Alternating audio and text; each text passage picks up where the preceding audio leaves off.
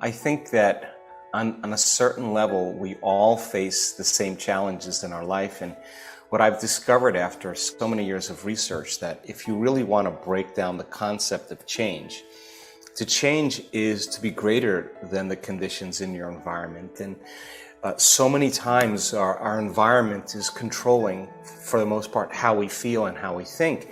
And our response to certain people, certain conditions in our life, causes us to feel good or feel bad.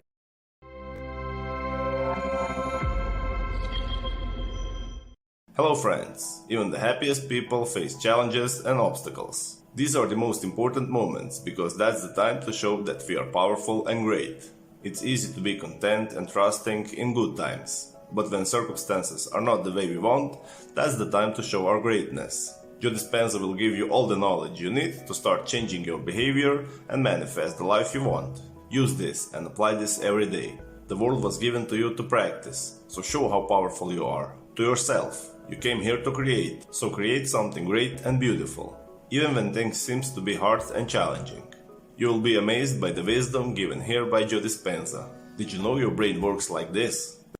And so if someone says, Fritzy, why are you unhappy? And you say, I'm unhappy because of these circumstances. What you're really saying is something in my outer world is actually controlling.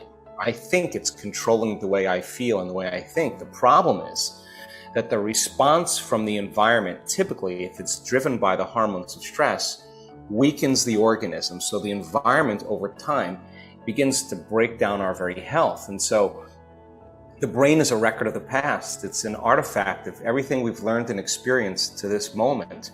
So most people wake up in the morning and they think about their problems, and their problems are memories that are etched in their brain that are connected to certain people and certain problems at certain times and certain places. And the moment they start thinking of their problems, they're thinking in the past. The challenge is that every one of those problems has an emotion associated with it, and emotions really are a record of the past. So the moment you feel unhappy, the moment you feel suffering, the moment you feel fear, now your body's in the past. So it's the thought being the language of the brain and the feeling being the language of the body, and how we think and how we feel creates our state of being. So many people reaffirm their state of being completely by the past. And so it only takes a thought and a feeling, an image and emotion, a stimulus and response to start the conditioning process. So we start to condition the brain and body, hardwire the brain, condition the body emotionally into the past. The problem is the body's so objective that it doesn't know the difference between the real life experience that's creating the emotion and the emotion we're creating by memory alone. The body's believing it's living in the same past environment 24 hours a day, 7 days a week, 365 days a year. So then the person gets up and then they run through the same routine as they always do. And in time, their body moves into a state of autopilot. Now their body is a set of programs, a habit that's dragging them into the same future based on what they did in the past. And so to change then also requires being greater than the emotions that have been conditioned into the body and the habituations that have been conditioned into the body in the predictable future. So we have to understand then that change requires not only being greater than the environment, but also being greater than our body, which is really, for the most part, been conditioned to be the mind. That's what a habit is.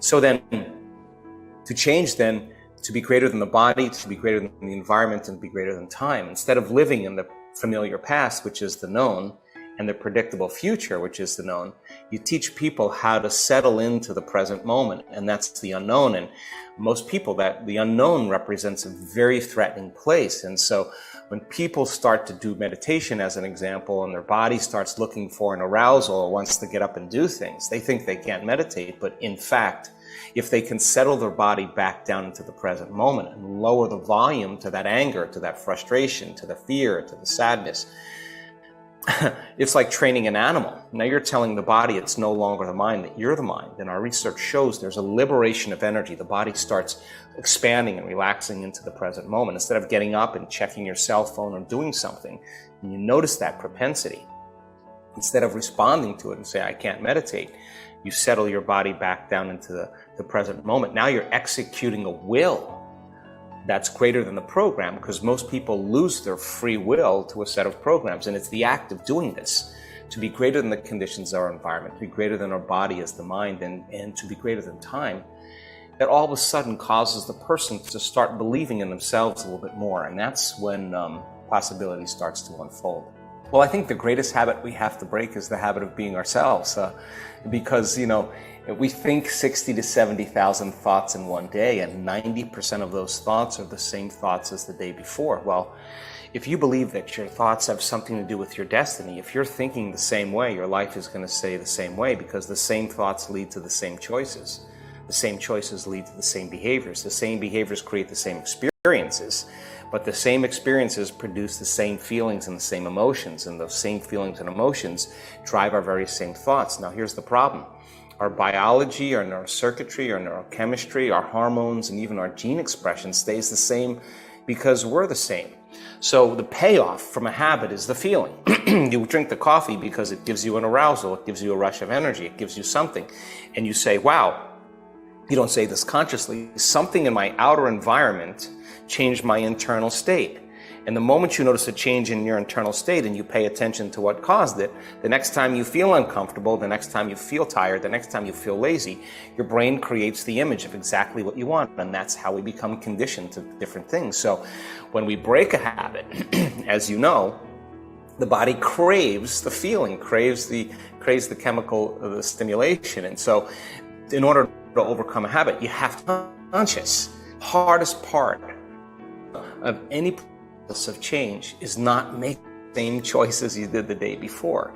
And that takes an incredible amount of energy and an incredible amount of awareness. First step, and we've studied thousands and thousands of people in the process of change and transformation, even when they've healed themselves from really serious health conditions, they will tell you the moment they decided to make up their mind to change. They make a decision with such firm intention that the amplitude of that decision carries a level of energy that's greater than the hardwired programs in their brain and the emotional conditioning in their body. And their body is responding to their mind. In other words, the choice that they're making becomes a moment in time that they never forget. And so all they did was they married a clear intention, a thought of a new possibility in the future, and then they married it with an elevated emotion, whether it was inspiration, whether it was passion, whether it was invincibility. When you combine those two things, you begin to condition the brain and body into a future instead of the past. So most people say, I'm going to change tomorrow, and they're on the couch with the remote control, watching TV, they have their cell phone, their computer, their iPad, and they say, I think I'll change tomorrow, and the body never gets the signal. So most people who have trauma, as an example, the stronger the emotion that we feel from some experience in our life, the more altered we feel inside of us, the more the brain freezes a frame and takes a snapshot, and that's called a long-term memory. And then people think neurologically within the circuits of that experience, chemically within the boundaries of that emotion. And every time they recall the event, they're producing the same chemistry in their brain and body as if it was occurring. So can you then begin to do the exact same thing and have it work in an instrumental way? So the stronger the emotion that you feel when you make that decision, the more you remember the choice. And that's a long-term memory. And that's a big explosion in the quantum field. So if we could say it another way, you're giving your body a taste of the future emotionally. The body's believing it's in a new environment because it doesn't know the difference between the experience that creates the emotion that you're creating by that choice. So when the person feels that exuberance, that passion to make up their mind to change, they'll say to you, I remember the exact moment I made up my mind to change. At this particular time, I was in my kitchen, it was this day, I can tell you everything about it because it's a long-term memory. So what if you did that every day? What if you could do that enough times that you literally, from a biological standpoint, begin to erase the emotion that's been stored in the body that produced the pain or the fear or the confusion, and now you're conditioning the body to an elevated emotion like gratitude or love. So we've studied this. When you feel passion, when you feel love, when you feel compassion, when you feel inspiration, when you feel gratitude, you feel appreciation, where you feel true care and kindness, the heart does something so beautiful. It starts to beat in a very rhythmic fashion, like beating a great drum. And that kind of consistent, coherent beat produces a magnetic field that's up to 3 meters wide. Now, the heart is emanating energy and frequency carries information. Now, getting the brain to work in a coherent way, we kind of demystified the process. So coherence is order. Coherence is a cadence, it's a rhythm. And when the brain is coherent, it can send a signal out. It's a directive. It is the electrical charge in the quantum field. The feeling, the elevated emotion of gratitude or love is the magnetic charge. So that's what draws experiences back to us. And so if you do that enough time with brain coherence and heart coherence, you got a Wi-Fi signal.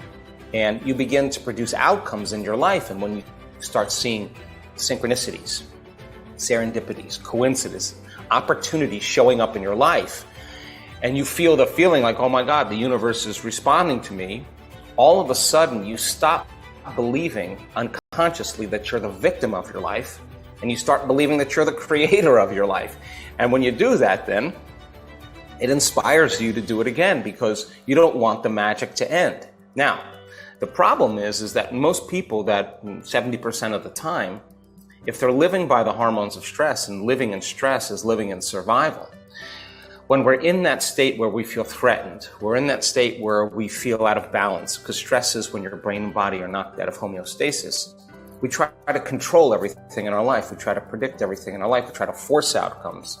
And the act of shifting our attention when we're aroused by the hormones of stress from one person to another meeting, to another problem, to another thing, to another place, every one of those elements has a neurological network in the brain. So the arousal of the stress hormone says, pay attention, there's danger in your outer environment, and make sure you can predict everything. So as you shift your attention to all these elements, like a lightning storm in the brain starts to fire very incoherently. It starts to fire out of order. And when the brain's incoherent, we're incoherent. So we lost our Wi-Fi signal. We don't have a signal to send out.